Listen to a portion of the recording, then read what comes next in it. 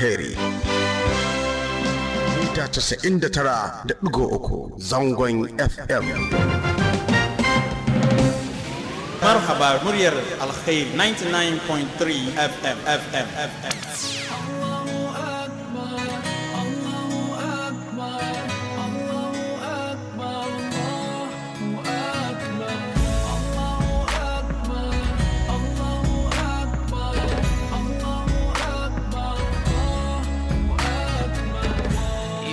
Ask me about love and what I know about it.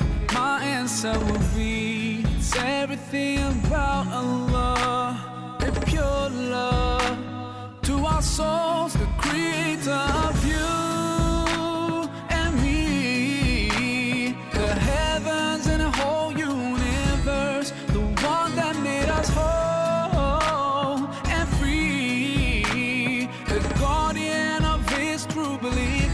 So when the time gets hard, there's no way to turn. Assalamu alaikum masu sauraron mu. Ina muku lale marhabin da sake saduwa da mu a cikin shirin Tanmiyatul Umma, wato ci gaban al'umma. Shirin da kungiyar ICODES take daukar nauyin kawo muku. Shiri ne da yake gayyato malaman addinin musulunci, masana zamantakewar al'umma, masana ilimin kimiyya da fasaha, da duk wasu ƙwararru a ɓangarori daban-daban na rayuwa, inda muke tattaunawa da su ilmantar da mu akan al'amura daban-daban da suka danganci addininmu da zamantakewarmu, wanda za su kawo mana ci gaba baki ɗaya. Kuna tare da mu kai tsaye daga studio Marhaba mita 99.3 zangon FM da ke kan titin Star Avenue a Kukumnemle. Sunana Idris Abdullah Bako. To, yau 6 ga watan Maris shekarar 2016. Kasar mu Ghana tana bikin cika shekaru 59 da karbar 'yancin kai. A madadin kungiyar ICODES da duk waɗanda suke da hannu a cikin wannan shiri, muna yi wa jama'a baki daya barka da samun 'yancin kai. Da fatan Allah subhanahu wata'ala ya ƙara ɗaukaka Ghana, ya ƙara mana zaman lafiya, sannan kuma da yake muna cikin shekarar zaɓe, ya Allah ka sa a gudanar da zaɓe lafiya da kwanciyar hankali, ka zaɓa mana mafi alheri. Ƙasashe da suke fama da tashin hankali kuma faɗin duniya baki ɗaya, Allah ya kawo musu zaman lafiya, amin.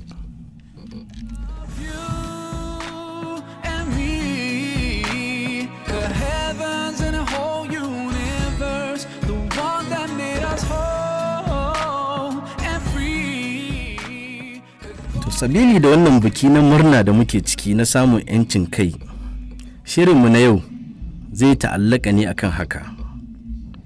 Za mu kira ƙwararru da masana daga fannoni daban-daban domin su ƙarar da mu, su ilimantar da mu.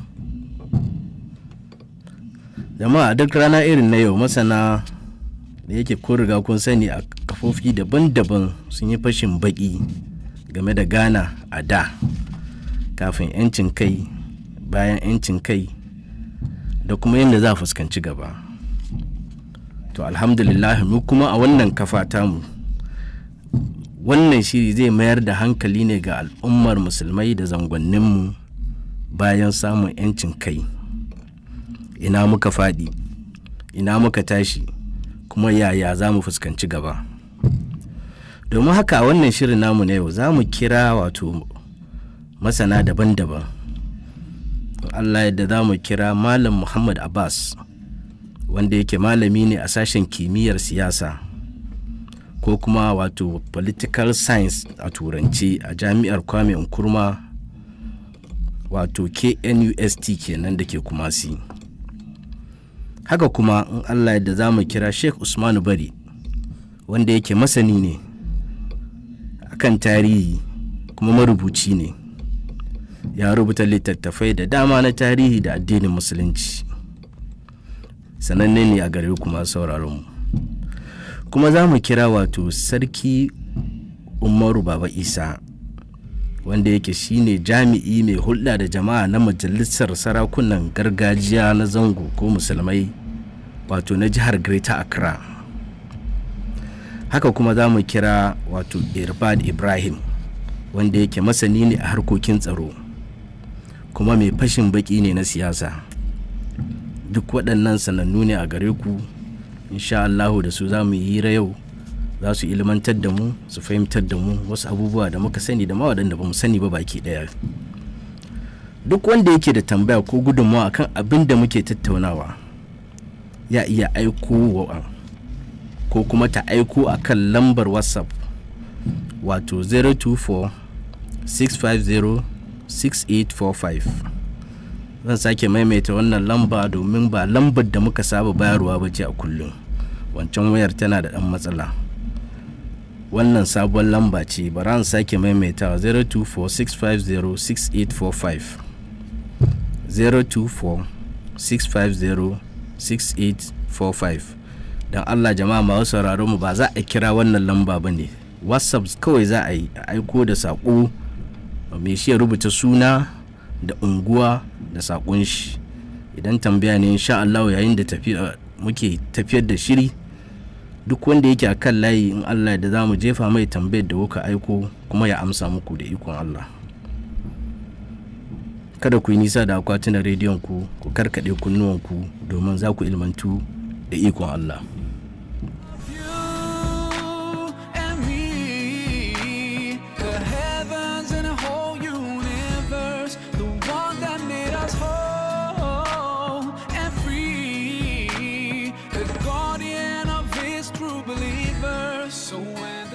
To kafin mu kira malamu akwai sanarwa daga kungiyar ICODES cewa a sanar da jama'a alkawarin da ta dauka na gudanar da lecture akan maudu'o'i daban-daban a kowace wata yana nan wannan alkawari, amma a halin yanzu ana gyare-gyare a ɗakin taro na kungiyar da ke Kutubabi, inda wato za a dinga gudanar da wannan lecture. Kungiyar tana ba da haƙuri, amma da an gama gyare-gyaren insha Allah za a sanar kuma lakcoci za su kankama kamar yadda aka shirya. To a halin yanzu muna nan muna kokarin samun malaminmu na farko, amma kafin mu same shi bari mu dan waiwaya baya a takaice mu kawo tarihin siyasar Ghana bayan samun 'yancin kai. Kamar yadda kuka sani dai, Ghana ta samu 'yancin kai a ranar 6 ga watan Maris shekarar 1957, inda shugaba Kwame Nkrumah ya zama Prime Minister a ƙarƙashin jam'iyyar CPP. A 1960, Ghana ta zama jamhuriya, wato inda Dr. Kwame Nkrumah ya zama shugaban ƙasa. A shekarar 1966, sojoji suka yi wa Dr. Nkrumah juyin mulki.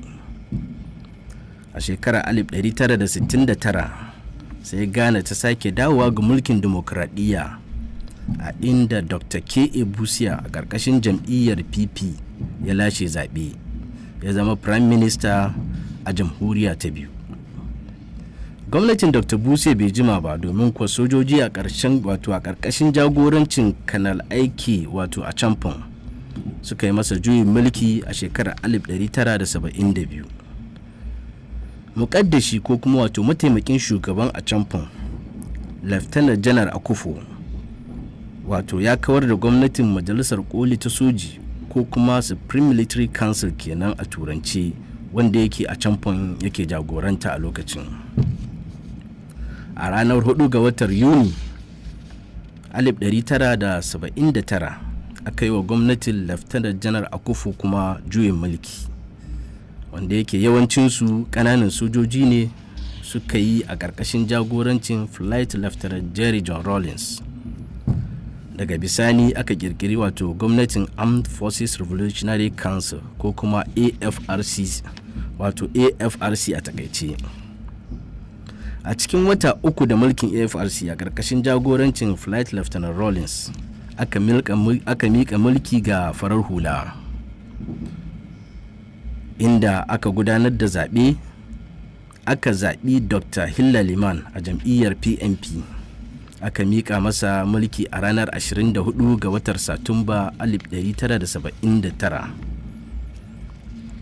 A ranar 31 ga watan Disamba 1981 sai Flight Lieutenant Rawlins ya sake yin juyin mulki ya hau kan karagar mulki har zuwa shekarar 1992. Tun da aka dawo mulkin dimokuraɗiyya a shekarar 1992, wato a jamhuriya ta hudu, Ghana ta samu zababbun shugabanni daban-daban har hudu zuwa yau. Wato su ne a tsakanin 1992 zuwa shekarar 2000 akwai shugaba Rawlins wanda ya yi wa'adin mulki biyu. Shi kuma sai ya mika wa shugaba John Ajkum Kufuor na jam'iyyar NPP a shekarar 2000, inda ya zama shugaban ƙasa na biyu a jamhuriya ta hudu. Shi ma shugaba Kufuor ya yi wa'adi biyu, wato shekara 8 akan mulki. A zaben shekarar 2008 sai shugaba wato Farfesa John Evans Atta Mills ya lashe zaɓe a ƙarƙashin jam'iyyar NDC. Amma shugaba Mills bai ƙarasa wa'adinsa ba, rai ya yi halinsa. Sabili da haka aka rantsar da muƙaddashinsa wato ko kuma mataimakinsa John Dramani Mahama, wanda yake shi ya ƙarasa wa'adin. Shugaba Mahama ya sake tsayawa takara ya lashe zaɓe a shekarar 2012. Aka rantsar da shi a watan Janairu. Shi ne akan karagar mulki a halin yanzu, kuma zai sake shiga takara a zaben da za a gudanar a watan Nuwambar shekarar nan mai zuwa. A takaice labarin siyasar Ghana kenan tun daga wato lokacin da aka samu mulkin kai iziya yau, shugabannin da suka hau juyin mulki da aka yi da kuma shugabannin dimokuraɗiyya da suka hau kan mulki tun daga lokacin har zuwa yau. A halin yanzu muna jamhuriya ta hudu, kuma muna sa ran za a gudanar da zaɓe a watan Nuwamba. Gwamnati mai ci ne zai ci ko kuma za a samu sabon gwamnati. Duk wanda zai hau, Ubangiji Allah ya zaɓa mana mafi alheri, wanda zai ji tausayinmu, ya ji tausayin jama'a, ya yi aiki saboda Allah. Har ila yau muna ƙoƙari mu samu wato masaninmu na farko domin mu fara yi mai tambayoyi game da abubuwan da muke so mu tattauna a shirinmu na yau.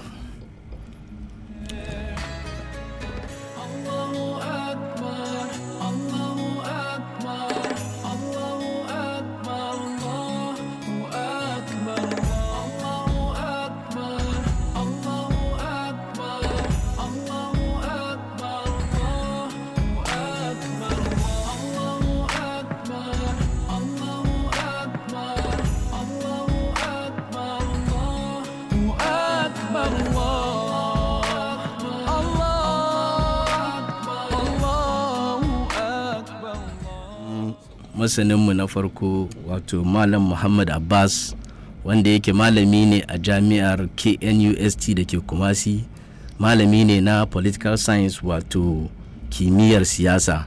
Salamu alaikum Malam Muhammad Abbas.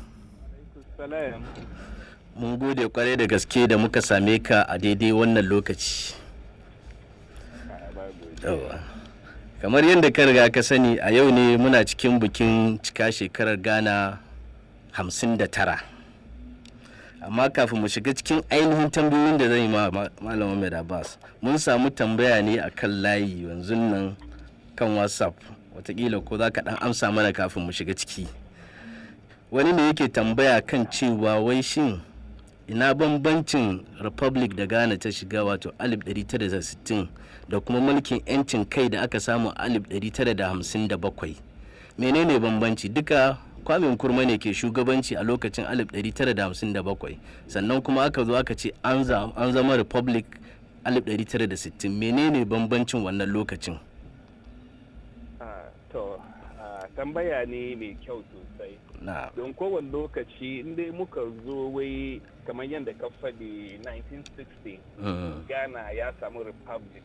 sai ka gan kamar mutane da yawa holiday din suka sani amma ba su san aini me yasa me ake nufi da republican ba. Ko wani lokacin da TV3 ya shiga cikin gari dai kamar kasuwa yana tambaya mutane da dama shi ya zama abin dariya don da yawa ba su sani ba. Shi sa tambaya ne mai kyau. A 1957 shi dai muke ce kamar independence, mun samu independence. So wannan independence nan kaman su waɗanda suka shigo cikin garinmu suke lura da lamarinmu da shaninmu, wato sun bari muna gari, sun bari muna komai cikin kan lamarinmu. Sun bari muna komai kan lamarinmu, wai mu da kai mu duba shaninmu ababen da ke tafiya. So wannan independence kenan, kanka mu da kai mu zama lura da shaninmu, Kwame Nkrumah shine shugabanmu da zai duba wannan. Amma ba mu fita karkashinsu sosai ba saboda daga Britain wanda ake kiran shi babban su sarauniyansu nan ko dai wanda ke kai still ina kula da lamarinmu. Shi wannan lokaci shi Kwame kuma ya zama wani ne kamar prime minister. Shi daga Britain su suka zama kamar su ne da president kamar wanda ke kai wuri. Kisa komai za mu yi makanmu shi dai mun kai musu su ma su duba ya yi daidai ya dace ko bai dace ba shi sa yana kama muna duban kanmu ne amma suna lura da mu suna monitor mu su gan yadda komai mu ke tafiya ba mu ya mu yi sa yadda mu da kanmu muke son da zuciya mu ba da su kuma sun duba cikin yayi ko bai yi ba to amma Republican shine yanzu mun fita karkashin su sam shi ne ake ce freedom republic kamar democracy yanzu mu da kanmu zamu yi mu elect ba da shanin su ba su da komai cikin shanin garinmu to bambancin da ke cikin kenan wannan shamu da kishi kamar total freedom kenan ba mu karkashin kowa mun samu kanmu da yanda ya dace amma 1957 wannan mun samu independence ne kamar sun bar muna gari amma inda suke so suna lura da lamarinmu suna da say inda cikin turanci za a faɗi cikin lamarinmu yadda ababe ke tafiya amma 1960 nan yanzu ba su da komai cikin wannan ke ce total autonomy muke kai mu bai gano su ba yayi ko bai yi ba mu da kanmu ke ababen mu yadda ya kamata na'am sun wato sun mika mana komai kenan da komai wanda yake komai daga nan Ghana za a tafiyar da shi ba tare da shawararsu ba har wa yau ne yadda yake kenan na'am mun gode kwarai da gaske na'am malam Muhammad Abbas sai kuma tambayar mu na gaba a yanzu a halin yanzu tun lokacin da muka samu mulkin yanci muka samu yancin kai musulmai na Ghana a tun lokacin independence zuwa yau mun taka rawar gani a bangarori daban-daban to mu duba a bangaren siyasa a ina muka tashi ko kuma a ina muka faɗi ina kake ganin muna da matsaloli sannan a ina kuma muka samu amfani kuma a matsayinmu na musulman Ghana wannan kuma tambaya ne mai kyau kuma da yake da kyau mu musulmai mu yi karatunsa sosai don akwai maganan da ake ce in muka sani history mu yadda muka faro cikin politics mu yadda muka tafiya har inda muka ke to ka gan kamar shi zai mike cikin ababen da muke yanzu mu san yadda zamu yi tafiya kuma zuwa gaba to in ba mu san wannan ba sai ka gan kamar cikin lokacin da muke ga sai ka gan mun zo mun rikice ba mu san ina muka fito ba ina muka bi ina muka kai ina kuma ya kamaci mu fuskanci kisa tambaya ne mai kyau amma kamin mu hamsa shi dai mun duba briefly don history Ghana ana raba shi ne uku akwai wanda ake ce pre-colonial kamin turawa su zo muna gari sannan akwai colonial kuma lokacin da turawa kuma suka shigo muna gari sannan post-colonial lokacin da suka bar muna gari to wanga iri era uku ga duka kamar lokaci uku ga duka wato akwai politics kuma musulmai kuma sun play role cikin politics sosai na farko dai kan briefly kamar yadda na ce briefly mun duba pre-colonial kamin turawa su zo to sai ka gan kamar wannan lokacin muna da wani abun da ake ke traditional political system so wannan shine da kishi kamar sarakai kamar yadda muke gan su Anna Asante Kingdom da Gamanche da su dai Fanti dai sarakai wannan lokaci su ke lura don ba Ghana kamar yadda yake yanzu haka to wannan sarakai nan zaka gan kamar musulmai sun play role cikin traditional chieftains nan sosai na dai kira wasu dai kadan kamar wannan lokaci musulmai da suka shigo Ghana wannan lokaci saboda karatun Arabiya da rubutu ya bar sun tun ya rubutu sun tun ya record keeping kamar dai ana keep record the book amma wannan lokaci mu nan ganga saboda traditional people muka zama bamu da irin wannan ilimi shi yasa waɗannan musulmai da suka shigo nan shi ya bari cikin wannan traditional system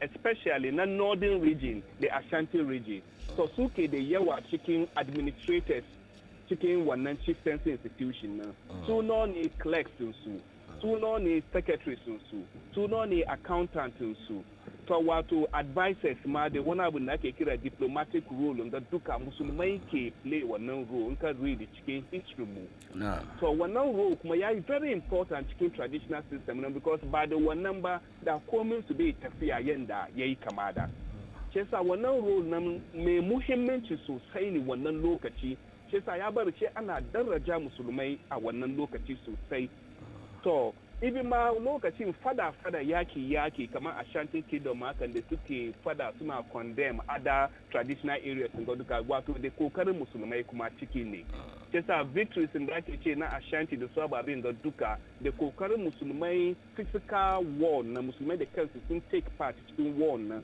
kuma da rokon musulmai kuma da malamai kuma suna zuwa musu roko da ababe da yawa shi yasa sanu da yace wannan lokaci pre-colonial era na musulmai sun play role in politics in Ghana kamar da sosai yanda yayi kama da so the colonial era yazo that is wannan lokaci turawan su suka shigo wurin kuma mun samu dai kamar sun play wani role ko da yake dai ke kamin su shigo ba wannan kuma abin da dai zan nuna na farko shine ibin yakin da su turawan suka yake Ashanti nan duka da kokarin musulmai kuma ne sun recruit musulmai da yawa kamar sojoji wannan lokaci sun samu Greater Accra coastal areas nan duka sun dace da su amma Ashanti kadai suka yi taurin kai shi yasa she aka yi su musulmai da dama kamar sojoji har suka sanye turawan suka konka ya asantuwa wannan isa wurin musulmai sun play role kuma don wannan kuma political role ne ya yi kamar conquest ne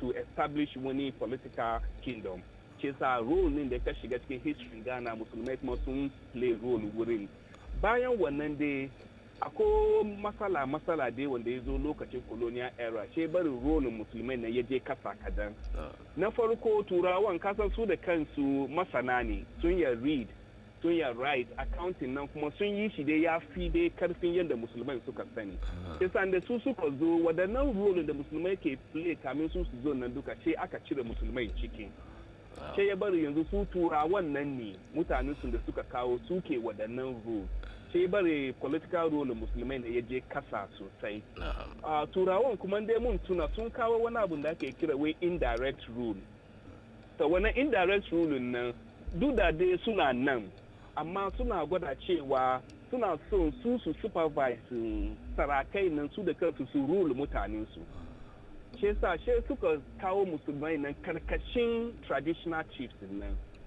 to wurin kuma she kawo masala don da musulmai nan su suna kanyen su ne kamar equal partners to amma yanzu she suka kawo su karkashin su wai su bi dokan traditional chiefs nan to ce musulmai kuma ya zama musu na waya don ka duba traditional chief na musulmai na gan su kamar yan turaye ne kaga mu saboda musulunci da Qur'ani da ababe da yawa shi sa ba ya zama damuwa ba abin da zamu ya mu bi dokan su yanda ya kamata ba to wurin kuma mun gani kokarin musulmai politically musulmai mun yi very assertive kamar mu kuma muna tsaya matsayin mu tun ba yau ba wato yau ma muna gani in ka duba hohoi in ka duba kuma su sakaranci ga duka even though akwai mushkilan da dai da kyau amma tantan musulmai mun kuma muna tsaya kan grounds mu muna tsaya kan kafa mu to ya tun faro tun wannan lokaci ne inda turawan suke son su sa mu karkashin su sai mu kuma muka tsaya kan kafa muka ce a'a wannan bai yi wannan kuma political role ne muka ce a'a bai yi don wadanga yan turaye ne mu kuma muna aiki da Qur'ani kuma Qur'ani ma yana kaman Bible ne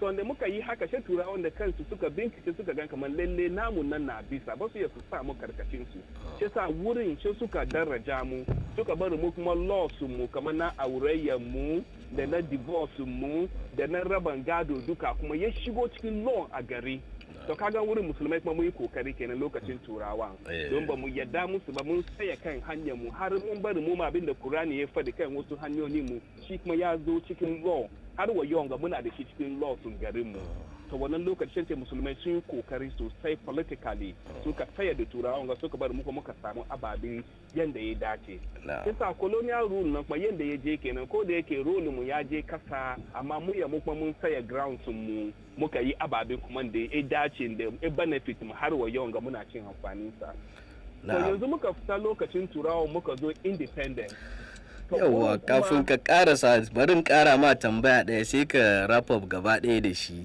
idan ka duba ka ga cewa bayan independent nan shekaru 59 kenan ka koro mana cewa musulmai sun taka ruwan gani sosai tun daga baya har zuwa yau kuma muna samun musulmai a cikin siyasa har yau sai karuwa ake yi amma har yanzu ba mu samu shugaban kasa musulmi ba kusa da muka kusa lalle shine lokacin marigayi Ali Muhammad muka kai mataimakin shugaban kasa shin kana ganin lokaci ne bai kai ba ko kuma matsalar daga musulmai ne yasa ba mu kai ga samun shugaban kasa ba shekaru 59 kenan tunda mun dade har mun cikin siyasar Ghana sai ka hada da wannan tambayar da kuma bayan samun yanci sai ka wrap up gaba daya saboda lokaci na'am kamar yadda dai ka faɗi sai mu ce in ka duba history shi ka ce lokaci ne bai kai ba na'am don kamar yadda na faɗa abin da ya happen colonial times nan ya koma da mu baya kadan inda yadda muka faro nan ne to da na ce lokaci ya tun kai to amma wannan lokacin nan ya koma da mu baya kadan to abin da ya koma da mu baya ne turawan politics da suka kawo nan wannan daban ne da wanda ke nan tun da to shi musulmai kuma wannan lokaci bamu da wannan skills kamar education aka an ka duba turanci ko english da ake faɗi haka in baka da shi sosai sai bari garin ga cikin politics sai yi ma wuya in ka duba wani abu kamar high skills dai da social status don musulmai wannan lokaci bamu da waɗannan to dewan mu ka duba musulmai a zango mu ma mun shigo gari ne shi yasa shi bari status mu na low shi yasa participation mu na ana kiran shi ne way at the periphery kamar food soldiers in political parties kamar wurin voting kamar dai da ababe da dama shi yasa wannan ya affect mu amma inda ya zo gaba ce yanzu muka kama education yadda ya yi kama da ce political parties ga kuma suka zo cikin muka shiga ciki to shi ga kuma wannan lokaci mun hau bisa da sauri especially lokacin NDC da suka zo kamar as a party sun ba musulmai hanyoyi dai da dama mun samu ma wanda ma bai je school ma ba ya become a parliamentarian sai da party system ne ya zo na ya daraja musulmai sosai ya bari muka kadan da suka samu education su ababe kuma muka zo cikin yadda ya yi kama da mun yi kokari inda dai muka ke amma in muka masa wuri don politics na yana ne da wani abu da ake kira skills kamar education da turanci sosai because turancin ya zama currency ne yanzu da wadai ababe din da ya kamace skills da zama improve ke so wuraren nan ya kamace mu sa ido kaga in muka sa ido wurin ce bari yanzu yana muka samu hanya cikin political parties ga duka wurin nan zamu bi mu samu national level offices yadda yayi kama da dama amma yanzu gaskiya ka duba akwai levels of participation bari dai mu fadi shi a takaice voting musulmai muna da kokari sosai ya bari yanzu political party nan duka suna bin mun ka duba zango muna da nasara club muna da NDC duka ba sun voting suna neman shi sa muna kokari wuri in ka duba cikin shiga aikin party ka duba yawan musulmai kuma muna da kokari ko da yake da yawan mu muna da yawa a kasan amma muna da dai da dama kuma bisan kuma muna need more wurin so da sun yasu hold positions yadda ya yi kama da in ka duba national offices kamar ministers da su ababe kuma shi ka gan kamar wurin kuma yanzu musulmai muna kokari wurin kuma muna da mutane dai da muke jin sunan su kuma da dama shi sa yanzu levels nan duka ana samun mu wurin ba kamar da bane amma muna need mu increase the numbers wurin muka increase shi ka gan kamar yanzu wannan kuma ya fabe mu ya daraja mu ya bari issues mu musulmai kuma ya shiga cikin national political stream mun gode kwarai da gaske Malam Muhammad Abbas mun gode kwarai da gaske Allah ya saka da alheri da ka samu lokaci ka bamu wannan ilimi mun gode to jama'a masu sauraron mu ci gaban al'umma kuke sauraro a tashar Marhaba mita 99.3 zangon FM kuma mun tattauna ne akan bikin samun yancin kai da muke yi inda muka yi hira da Malam Muhammad Abbas wanda yake malami ne na kimiyyar siyasa wato ko kuma political science a turance a jami'ar kimiyya da fasaha na Kwame Nkrumah. Mun gode masa kwarai da gaske, Allah ya saka da alheri. Na'am, to kar ku manta dai wannan shiri kungiyar ICODES a karkashin jagorancin Sheikh Mustapha Ibrahim ne take daukar nauyin kawo muku a duk rana irin ta yau, wato a daidai wannan lokaci. Kungiyar ICODES dai ta shahara ne a gudanar da aikin musulunci domin ci gaban al'ummar musulmai. Tana gina masallatayya, makarantu, rijiyoyi, tana kula da marayu da duk jihohi, wato daga duk jihohin kasar nan baki daya. Haka kuma take buga littattafai musamman waɗanda shugaban kungiyar ya rubuta akan maudu'ai daban-daban. Ayyukan wannan kungiya ba su tsaya a nan Ghana kaɗai ba. Kungiyar tana gudanar da ayyuka a wasu ƙasashen Afirka ta yamma, wato a ƙasashen Afirka ta yamma, ƙasashe wato kamar Najeriya, Togo, Benin, Liberia, Mauritania, Gambia, Sierra Leone da dai sauransu. A hankali za mu dinga kawo muku ayyukan da ICODES ta gudanar a kowace ƙasa da ta gudanar da aikin a Afirka ta yamma. Amma kafin nan za mu ci gaba da wato hirar mu saboda lokaci, mun riga kawo muku wa'annan ayyukan kaɗan a hankali insha Allah yayin da shiri ke tafiya. To a halin yanzu muna neman mu samu wato Sheikh Usman Bari, wanda yake kamar yadda na gabatar masani ne akan tarihi kuma marubuci ne.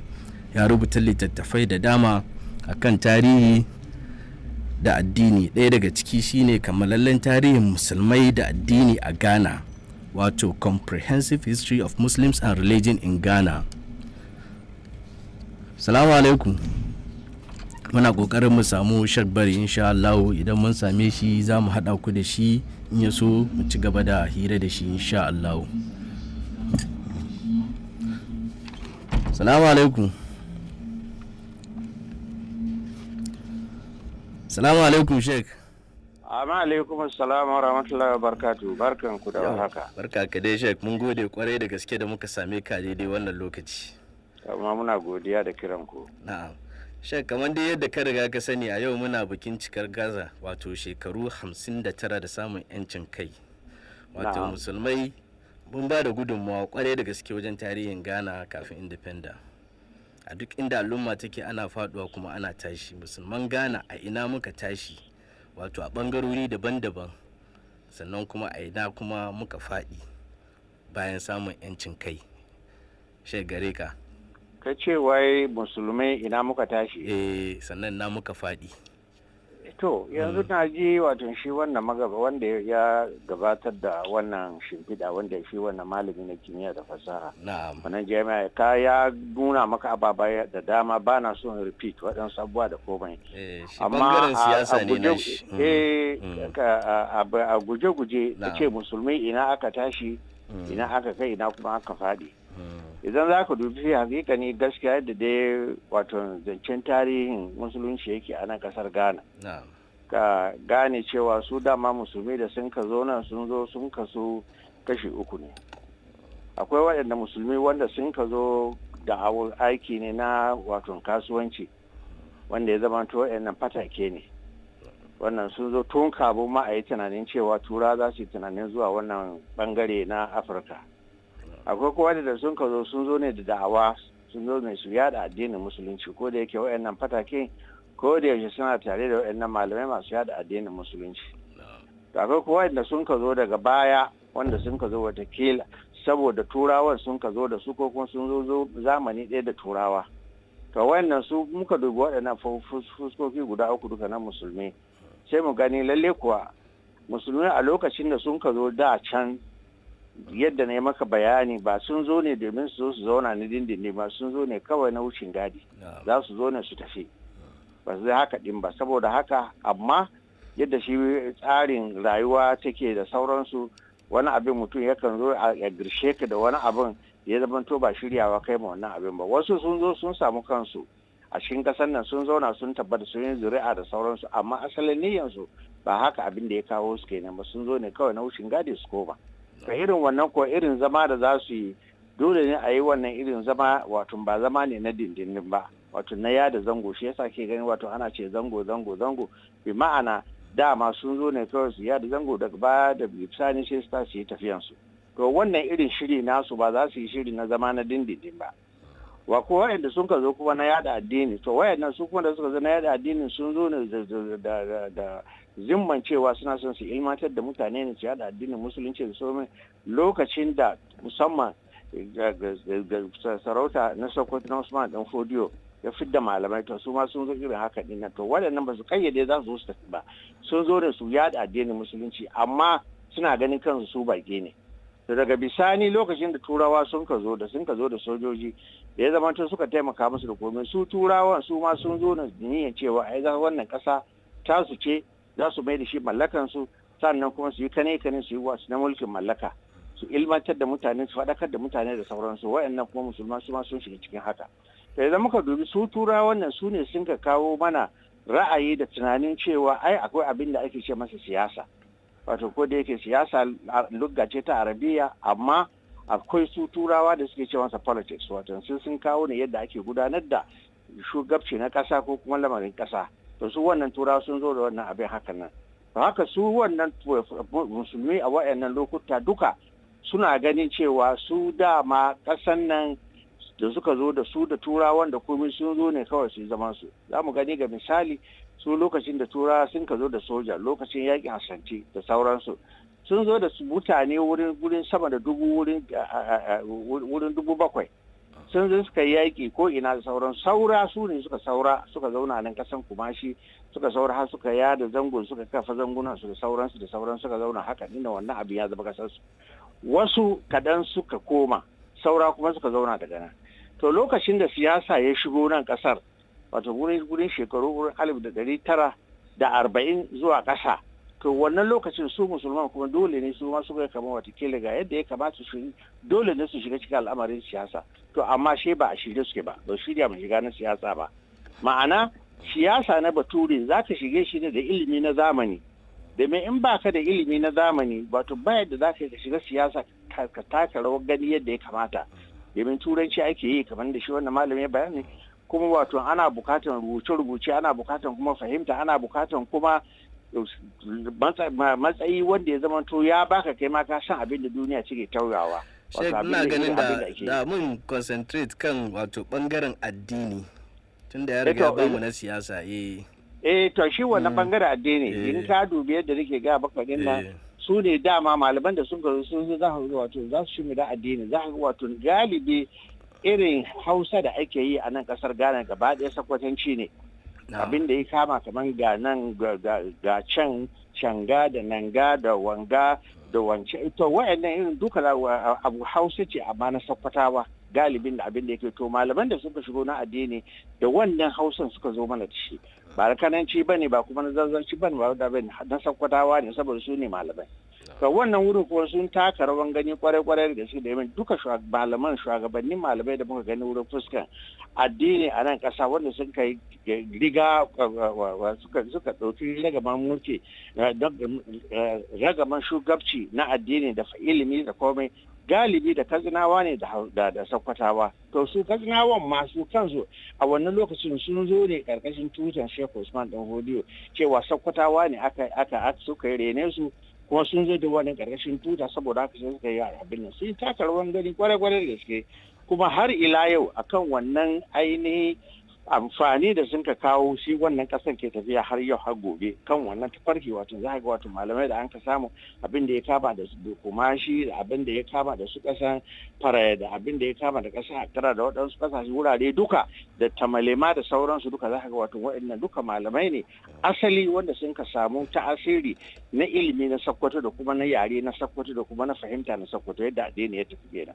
To ko alhamdulillah ta wannan bangare sun taka rawan gani kwarai da gaske. Dukkan malamai da an ka samu daga baya da sauransu duka, in ba su ne wanda suka zama malaman su bane kai tsaye, a to sun zama almajiran su ne. Za ka gani kamar su Alhaji na Karce, Umar na Karce, za ga su Alhaji na Alasa na Salga, za ga su wayannan malamu Tawakkil da su kuma malam Sallau, duka wayannan su ne waɗanda suka actually wato ragamar shagabci na addinin musulunci da ilimi na musulunci da komai, dukan kuma sun zama almajirai ne na Sheikh Usman Dan Fodiyo, bi ma'ana ko na daula na Usman Dan Fodiyo su ne suka yi wannan abin. kuma sun taka rawan gani sosai shi yasa yare ma Hausa da ake yi a kasar Ghana a yau wannan yare na Sokotanci ne ya nuna maka lalle kaɗan ne kawai na katsananci da ba a rasawa a nan da nan, amma duk da haka galibin abin da ya zamanto ana amfani da shi ta fuskan Hausa ta fuskan fahimta duka littattafai da aka karanta duka wa'annan littattafai na malaman na kasashe na daula na Usmaniya su ne suka kawo mana wannan abin. Amma muka duba kuma ɗan bangare ta yamma za mu ga kamar wato kamar su wangarawa kuma su ma sun shigo da nasu, amma wangarawa kuma fatakai ne sun daina za su wuce ba zama suka yi nan ba.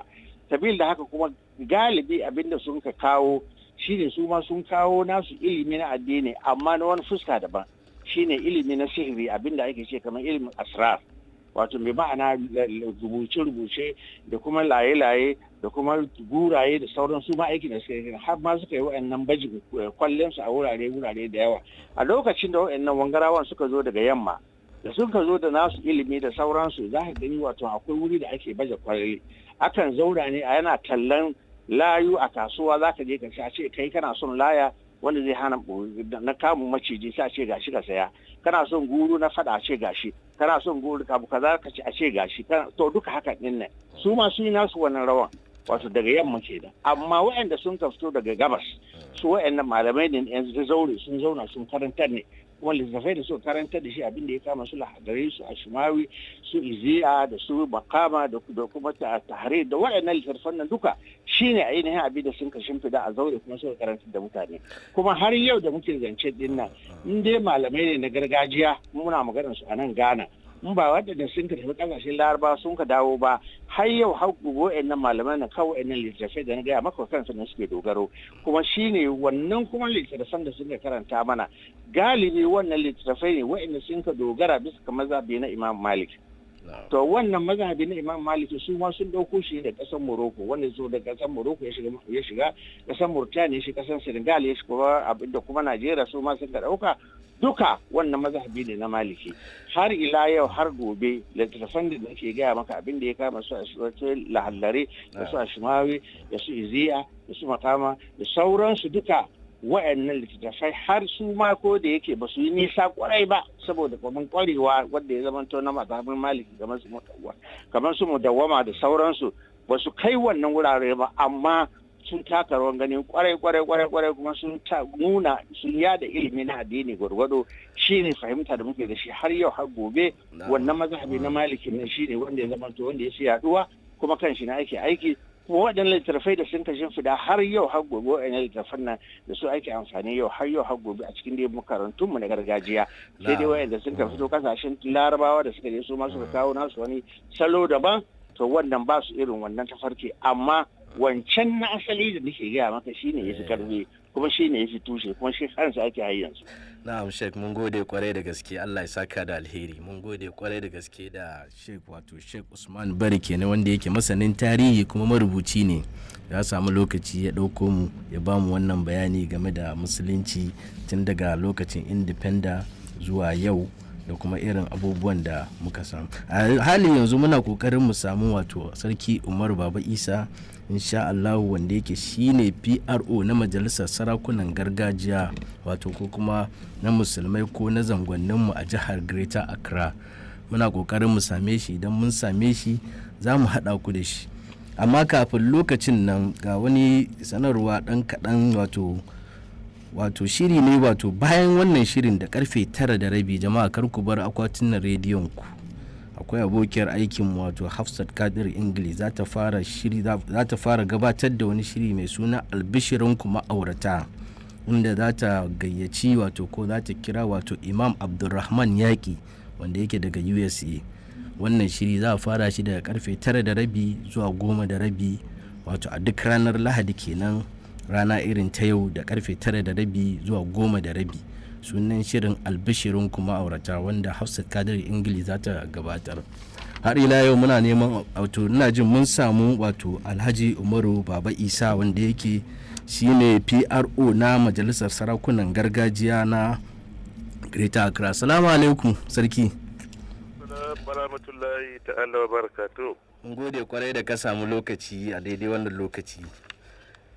Na'am. Sarki kamar yadda ka sani ana bikin cika shekarar Ghana 59 da samun 'yanci kai daga Turawa. Sarakunanmu na gargajiya kun taka mana rawan gani, kuna tare da mu. Har ya zamana an samu wannan majalisa taku ta sarakunan gargajiya. Ko da yake ba wani shekara aka kafa wannan majalisa, sannan kuma menene manufofinku saboda jama'a mu karu da shi insha Allah a gurguje. Farko dai ita kansulin sarakai an kafa ta fiye da shekaru 30 da aka samu wannan kungiya ana kiranta National Council of Muslim Chiefs.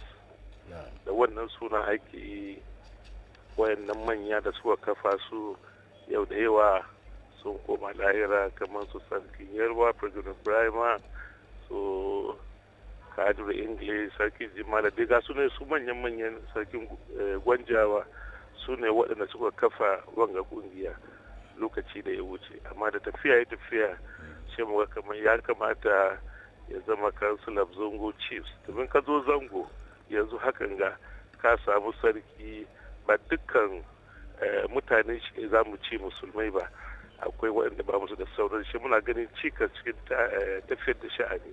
Kan wannan ne aka samu Council of Zango Chiefs. Menene nufi wanga kungiya? Mu samu haɗaɗɗen kungiya, mu samu haɗin kai da sarakai, duk sarakai, yadda za mu tattauna sha'ani in ya zo a Zango, ya za mu ci gaba da wannan sha'ani, huskan ilimi ne, huskan zaman lafiya ne da sauransu. Na sama da kaɗan cikin ababa da muke tafiyar da shi kenan. Na'am sarki, za ka duba kuna nan dai a lokacin da aka samu mulkin kai, insha Allah ina jin kuna nan kun gani, watakila kun ga yadda yanayin zangon mu yake a zamanin a lokacin. Idan ka kwatanta da zamanin nan da muke ciki a yanzu a lokacin, kana ganin mun samu ci gaba ko dai akwai muna nan da yanda muke? Ni dai kwarai a Zango a ce mu ce alhamdulillah, domin kamin a samu independence kowane gida da kirkake samu wanda ke iya rubutawa yana karantawa, sai dai a makaranta da sauransu. Sai sa a wannan lokaci in mutum ya yi dan suko a wannan lokaci sai zama kamar shine babban karfin wannan unguwa. To alhamdulillah yau kowane gida yanzu ka samu wanda ke da digiri na farko na biyu a cikin zangonninmu. Kuma a ma'aikata da muke da su da yawan mutane za a samu sace laborori ne, amma yau ba haka da sha'ani yake ba. An samu ci gaba a huskan police, a huskan soja, ma'aikata da yawa, abin da ya kama kasuwanci Zango sai mu ci alhamdulillah.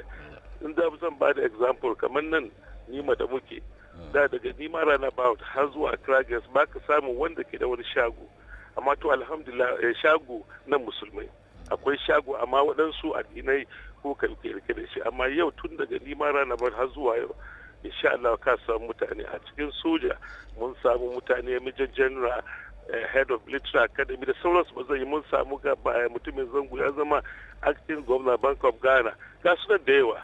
Sai mu ci alhamdulillah. Kuma ka duba standard of living before independence, yau bayan independence, sai mu ci alhamdulillah. Amma hawa yau ana kokari. Menene da abin da ke taimakawa wurin ci gaba shine batun ilimi. Da can saboda wadansu challenges da yake ba a samu to yi sai mu ci alhamdulillah. Idan ka je university ga yaran Zango da ke cikin kowane university a kasar nan, sai mu ci alhamdulillah. Gaba yana da kyau muka samu waɗannan yara suka samu ilimi, za a samu ci gaba.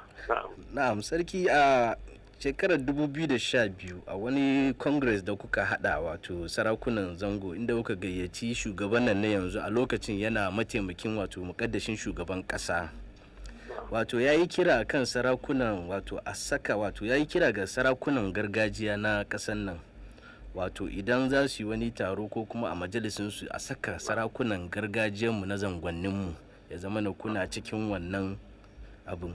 Ya a yanzu haka shin kuna cikin wannan majalisa na sarakunan gargajiya an sa shi cikin input? Shi shugaban kasa, wato lokacin da mataimakin shugaban kasa ne, yau shi ne shugaban kasan ga ya bukaci traditional council su yi kokari su accept Zango chiefs cikin wannan tradition. Amma kamin wannan lokaci akwai sarakai na jiha da yawa da suke da kujeru cikin wannan traditional councils.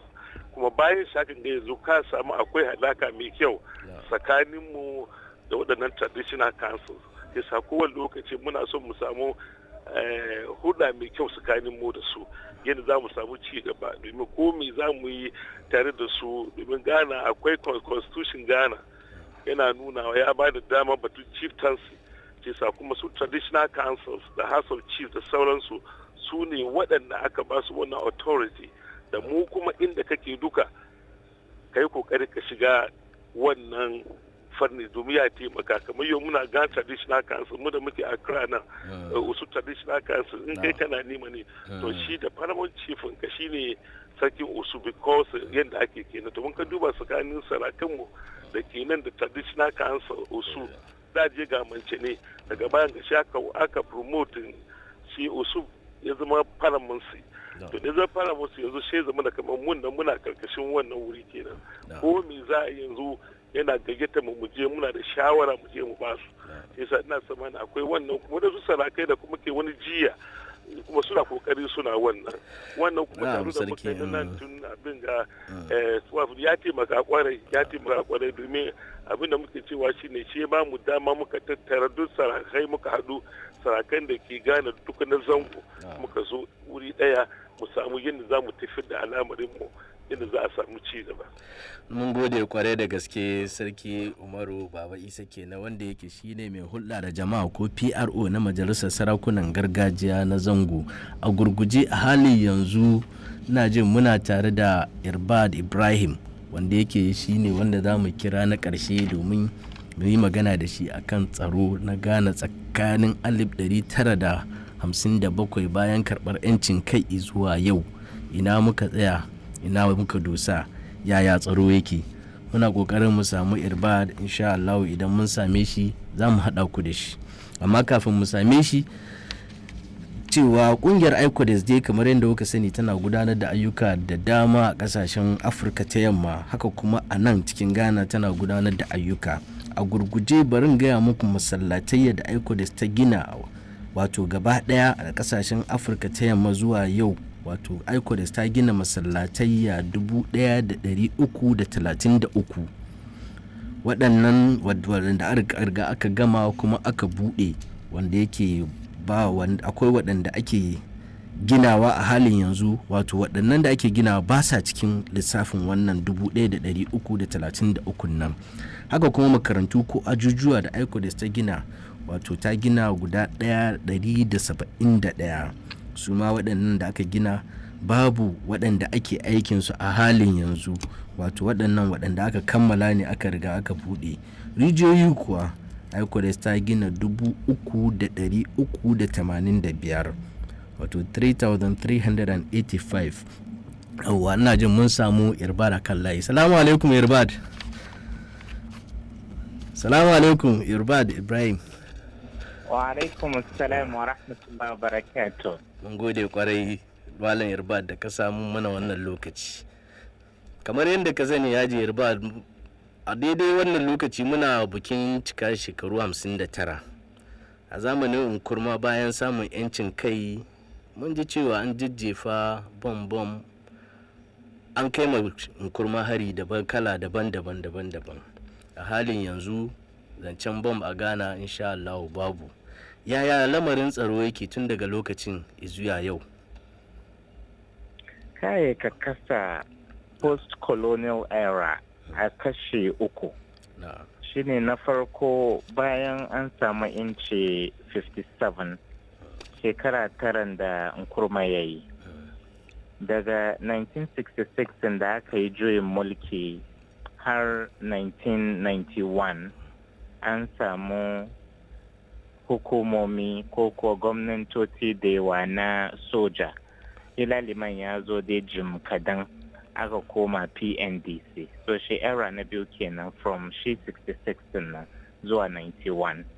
Kuma shanin tsaro kuma kashi na uku na karshe shine 1992 bayan mun rungumi demokratiya multi-party system, ana iya jefa kuri'a a zabi wanda aka ga dama har wanga lokaci 2016. Lokacin Nkrumah da wani sashi da shi yanki na biyun an samu Cold War. Kasan Amurka da USSR ko Soviet Union wanda ake kiranta yau Russian Federation shi suna gwagwarmaya na samun tasiri karkaran Afirka. So shi har wa yau kaji mutane na fadi wai the classified CIA documents na gwadawa kamar wasiku na CIA na gwadawa kamar hannun Amurka na cikin juyin mulkin da aka yi da Nkrumah.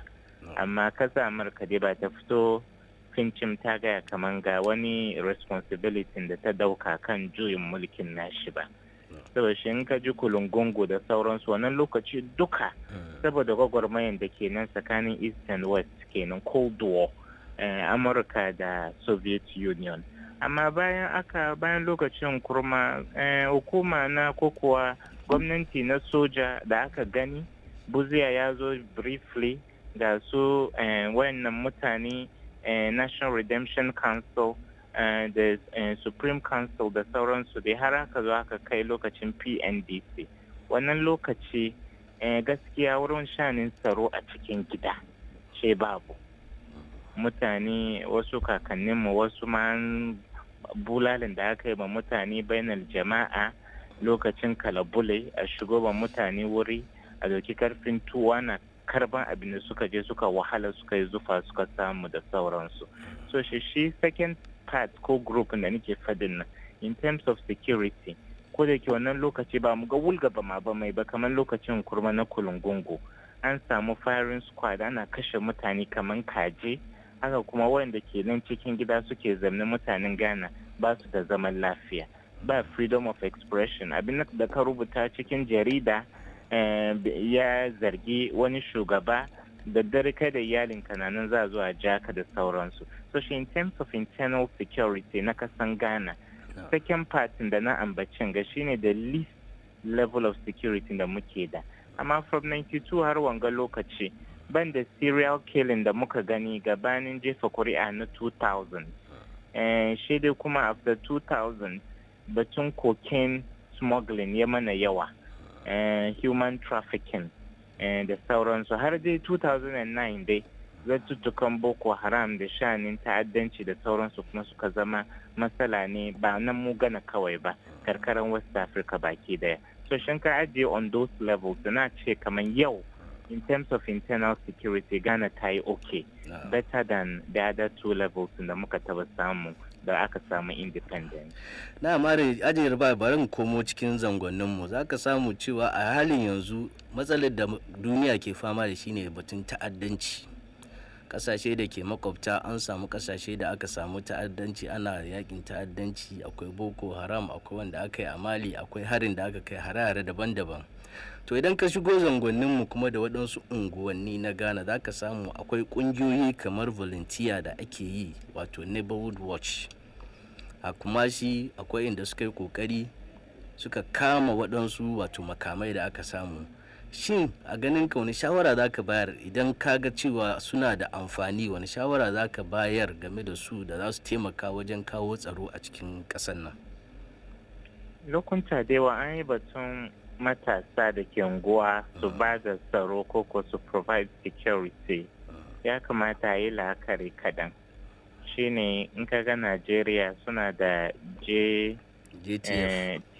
JTF Joint Task Force amma ka kashe-kashen da Boko Haram suka yi ma wasunsu domin ba su da makamai sannan kuma inda kuma matashi ka ba shi inci wani lokaci in ba ka regulate kan monitor ayyukan shi ba sai ka ga ana ketare iyaka nan gano daga eastern region ga mun samu labari wani lokaci wai yan wayenmu no sun ajiye takunkumi cewa in wani karfe wani lokaci ya kai an ga mace ta fito yawo ya kamata a discipline ta aran an kama wata ma kaman an shade ta magana ya fito kamar zangonninmu yanzu an kafa Taliban ko Boko Haram da sauran.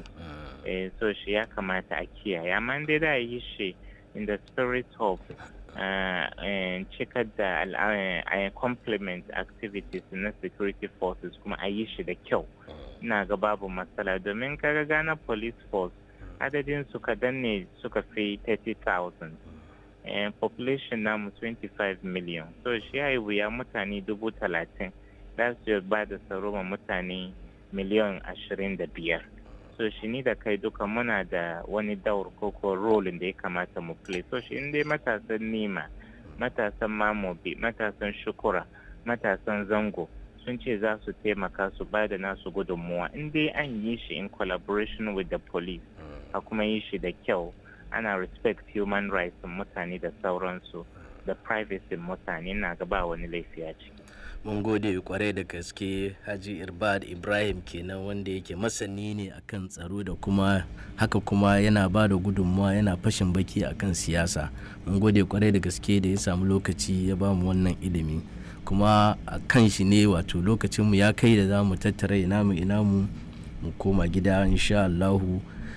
Sai in ce a madadin wato shi producer na Fahad Adam da kuma Enam wanda ya kula min da na'ura. Amma kafin in rufe wannan shiri ina ƙara tuna muku cewa akwai shirin albishirin ku ma'aurata wanda yake Hafsat Kadir English za ta fara gabatarwa nan da 'yan mintuna kaɗan, wato nan da minti 30 za ta fara karfe 9:30 zuwa karfe 10, inda Imam Abdulrahman Zaki ko kuma Imam Abdulrahman Yaki wanda yake ƙasar America zai zama bakonta. Za su ilimantar da mu game da yadda za a zauna da ma'aurata. Ni ne Idris Abdullah Bako nake cewa salamu alaikum.